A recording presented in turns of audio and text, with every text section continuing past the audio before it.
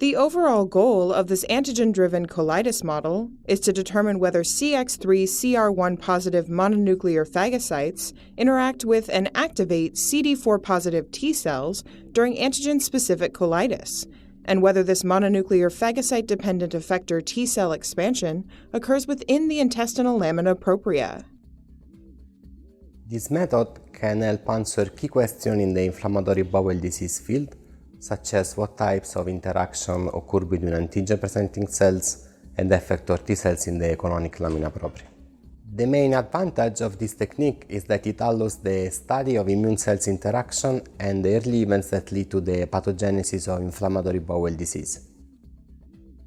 This method uses the T cell transfer colitis model, in which the red fluorescent antigen-specific naive CD4 T cells are transferred to the immunodeficient host, expressing the green fluorescent protein in mononuclear cells.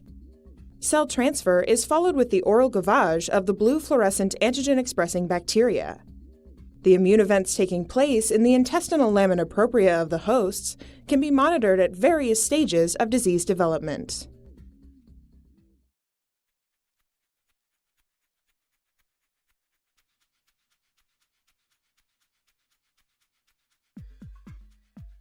Use dissection scissors to open the colon longitudinally, and wash the tissue in a petri dish containing 25 milliliters of PBS to remove any debris and mucus. Cut the colon into 5 to 8 millimeter pieces and place the resulting fragments in 20 milliliters of fresh DPBS without calcium and magnesium, supplemented with 10 millimolar HEPs and 5 millimolar EDTA.